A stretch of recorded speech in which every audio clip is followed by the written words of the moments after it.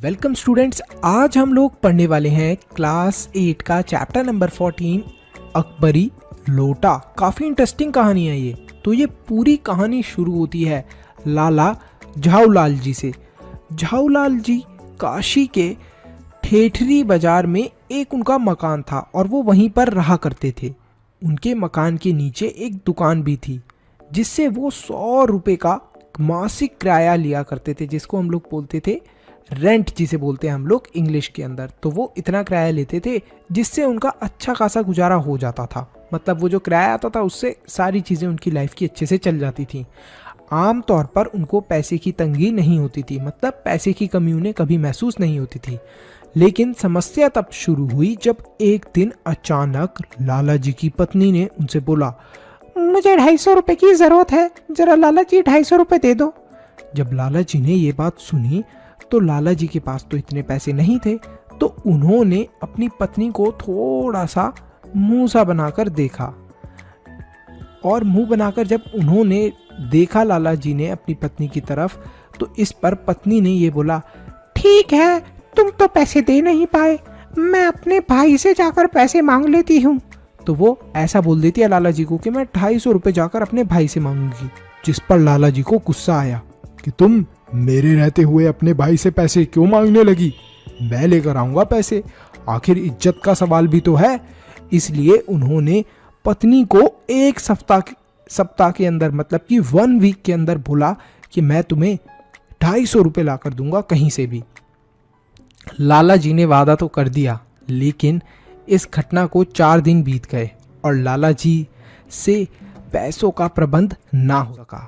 5वें दिन लाला जी ने अपनी इस परेशानी का जिक्र अपने मित्र पंडित बिलवासी मिश्रा जी से किया। बोला, अरे यार क्या करूं, मुझे 250 रुपये का इंतजाम करना है, नहीं तो मेरी पत्नी अपने भाई से वो पैसे मांगेगी और मेरी कितनी बेइज्जती है। मैंने तो अपनी पत्नी को ये भी बोल दिया है कि 1 हफ्ते के अंदर उसे पूरे पैसे दे दूंगा, क्या करूं? तो जो पंडित बिलवासी मिश्रा जी थे उन्होंने लाला जी को बोला, आश्वस्त किया उन्हें, मतलब कॉन्फिडेंस दिया कि आप चिंता मत करो, वो किसी ना किसी प्रकार इन रुपए का इंतजाम कर देंगे और उनकी जो समस्या है, उनकी जो प्रॉब्लम है वो अवश्य हल कर देंगे। मतलब जो प्रॉब्लम का सॉल्यूशन है वो उन्हें पक्का मिल जाएगा। 6 दिन बीत गए, अभी भी पैसों का कुछ भी इंतजाम ना हो सका, जिससे लाला जी अत्यधिक परेशान हो गए, बहुत टेंशन के अंदर आ गए। छत पर लाला जी टहलने लगे चिंता के अंदर। अचानक उन्होंने अपनी पत्नी को पीने का पानी लाने के लिए कहा कि सुनती हो भाग्यवान, जरा पानी ला दो। पत्नी भी बेढंगे से लोटे के अंदर पानी लेकर आ गई। पहले के जमाने में लोग ग्लास के अंदर पानी नहीं पीते थे, लोटे से पीते थे। तो वो लोटा लेकर आए और वो भी बड़ा गंदा सा लोटा था जो लाला जी को बिल्कुल भी पसंद नहीं था। खैर, उन्होंने पत्नी से लोटा लिया और पानी पीने लगे।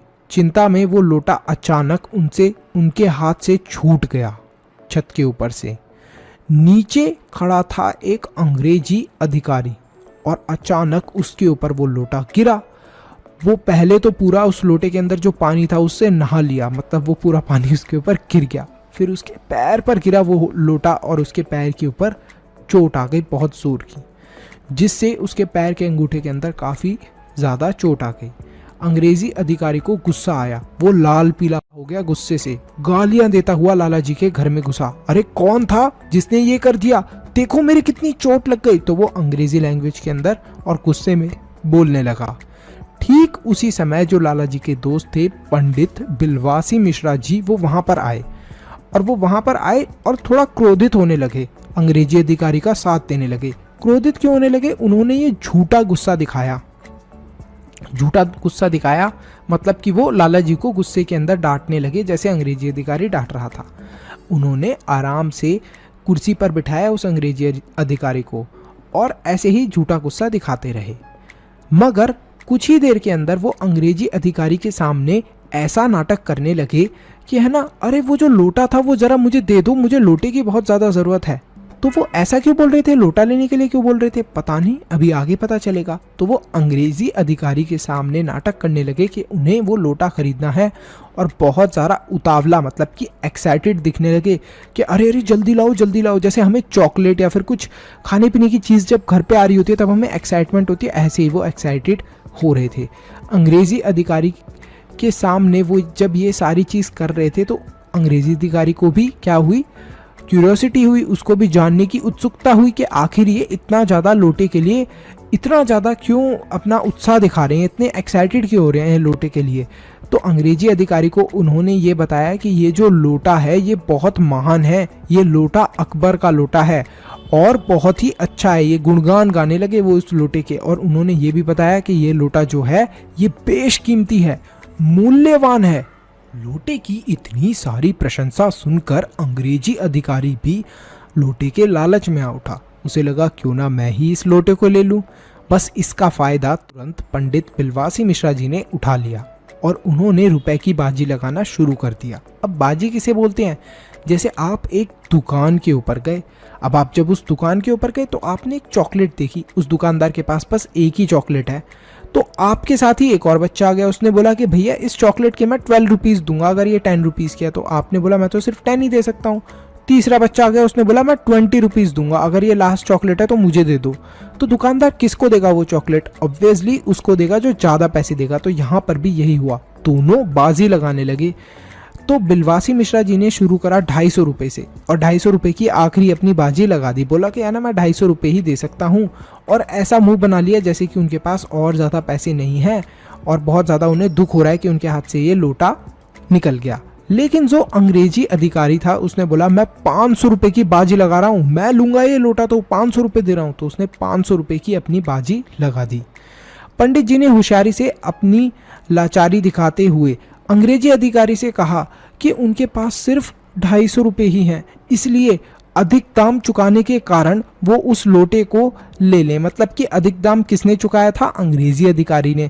तो ये लोटा उन्हीं का हुआ। तो अंग्रेजी अधिकारी ने लाला से उस लोटे को खुशी खुशी खरीद लिया और साथ में ये भी बताया कि वो अपने पड़ोसी मेजर डगलस को ले जाकर ये लोटा दिखाएगा। तो अंग्रेजी अधिकारी ने बोला कि मैं ये जो लोटा लेता हूँ 500 रुपये में, और ये जो लोटा है ये मैं अपने मेजर दोस्त जो मेरा पड़ोसी है डगलस उसको जाकर दिखाऊंगा, उसके पास भी जहांगीरी अंडा है।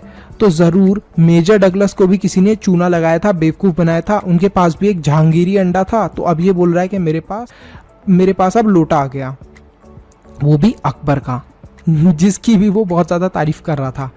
अंग्रेज के जाने के बाद पंडित जी ने लाला जी को पैसे दिए और पंडित जी बहुत ज़्यादा प्रसन्न हुए इस चीज़ से। उन्होंने पंडित जी के बहुत बहुत धन्यवाद दिया। जब लाला जी ने पंडित जी से 250 रुपये के बारे में पूछा तो उन्होंने बोला कि वो ईश्वर ही जाने, और ये कहकर वो अपने घर चले गए। रात में पंडित जी पत्नी की संदूक में जो भी उनके पास पैसे थे, जो उनकी मित्र ने मदद करी थी, मतलब जो पंडित जी ने मदद करी थी, उनकी जितने पैसे दिए थे वो अपनी पत्नी की संदूक में रख दिए और 250 रुपये रख कर वो चैन की नींद सो गए। तो यहीं पर हमारा ये चैप्टर खत्म होता है।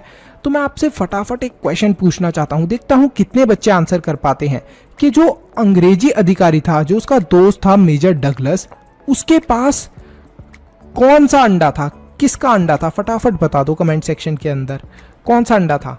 तो यहीं पर हमारा ये चैप्टर खत्म होता है।